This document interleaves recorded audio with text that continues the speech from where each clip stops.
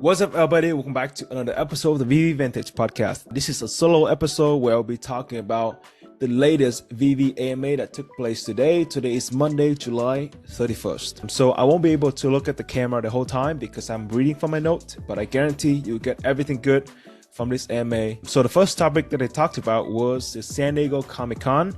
The event was successful because they were able to onboard many new users and created a lot of excitement and engagement because they did 2 secret comic book drops. They were kind of secret, but I was at home, but I was still able to participate in it. I did not land any, but both of the drops were live drops and they took place. I'm on the East Coast, so I remember it was around 6:15 p.m. East Coast time. Anyways, they did those 2 exclusive live drops, 2 comic books, 1,000 editions each, and they were able to onboard many fans at the Marvel booth. They also gave out promo codes to new users to get them to install the app on site. And also, one thing that really helped them to onboard many new users at Outfly event in 2023 is the fact that they pushed KYC a little bit further back into the onboarding process. Previously, I think last year, you would have to KYC when you want to buy something from VeVe, but now you only have to KYC, I believe, when you want to sell something. So that is later in the onboarding process, and that really helped them to easily and conveniently onboard new users, both offline and online as well. The second topic is the Marvel Digital Showroom and VeVeVerse Beta Group. At the event, the team was able to showcase the Marvel showroom or the Marvel Digital Showroom using the AR headset, which Dan mentioned that, okay, David was not present during this AMA, but David Yu is coming to the VeVe Vintage Podcast. He'll be our next guest, which is very, very exciting. And I believe he's coming to the channel later this week. I will keep you guys posted on social, but we sent David a whole set of very, very interesting, crucial questions that are, top of mind for everybody in the community. So make sure you subscribe to the podcast and my YouTube channel so you don't miss out on it. Anyways, according to Dan, the Marvel Digital Showroom, that experience on the AR headset was a light switch moment for many people because it was the first taste of the VeVeVerse. For this particular feature or product, the development took a little bit longer than expected because the asset will look a lot better in the VeVeVerse compared to in the app. So if you have a lot of go-to moment or animated Marvel collectibles, you have a hard time putting them all into the same showroom and actually load the showroom. So I like to go into people's showroom and film them. However, if there are some heavy-duty collectibles like Elsa with a lot of details, or the Disney Marvel collectibles with a whole lot of animations, the showroom would crash. They want to make sure that if you have 10 or a couple hundred or even thousands of collectibles, you will be able to load them successfully and smoothly in the VeVeVerse. So this is going to be a totally different experience for everybody, where for the first time you will be able to see your digital asset at a much higher quality than what you're seeing in the app. I remember that they mentioned in the past on how the file or the visual that you see of your Spider-Man or whatever on VeVe is not at the best quality because of the limits of the mobile app. But in the VeVeVerse, which will be on a VR headset or you'll be able to use it on a computer, the definition or the image quality of these assets will be a lot better. At the moment, there is a small group of users who got the invitation to test out the VeVeVerse, and as of today, July 31st, I don't have access. I don't have that invitation, but I spoke to some of them, and because they signed, NDA and stuff, they were not able to disclose anything.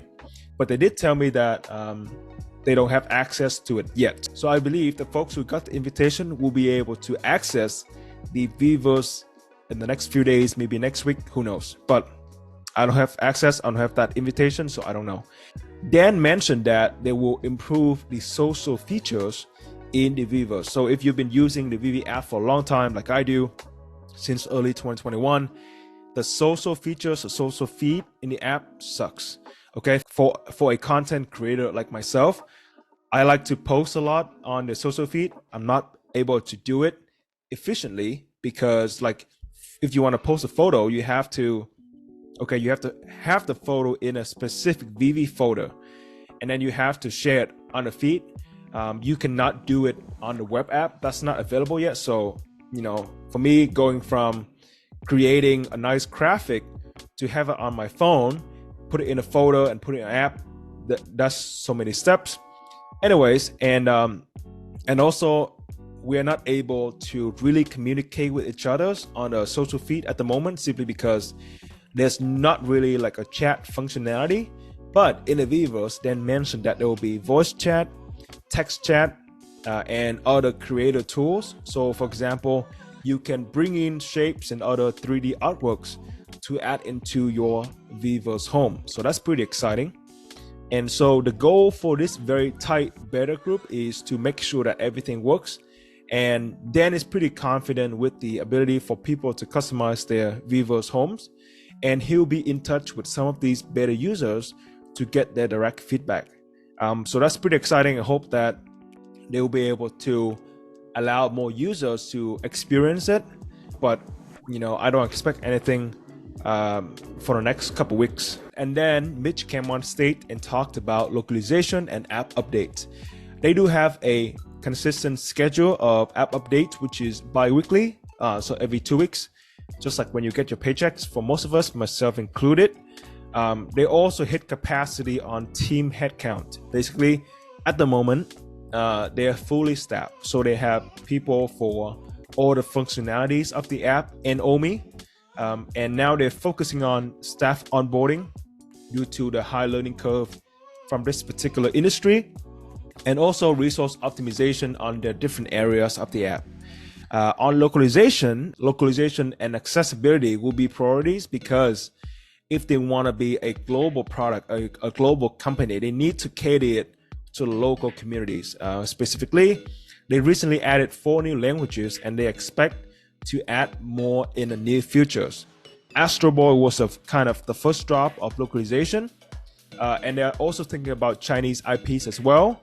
And Mitch also mentioned that crafting is very basic at the moment. So crafting, burning, they are working on more complex crafting functionalities, which is very exciting. The next topic is payout/cash out. So payout beta is small, only about 15,000 people have it currently. They found issues with getting feedbacks from this particular group, and they are working on these issues and finalize the experience. The team is being very risk averse because this is money.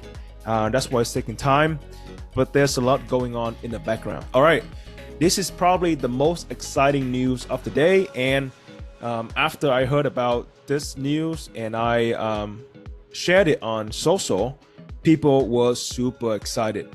And so the most exciting news of the day is the waitlist system. You will be able to join the waitlist system 24 hours prior instead of half an hour. And if you have gems and you opt in for automatic purchase, then the gems will be automatically deducted from your account, and you get the collectibles even if you are in bed sleeping.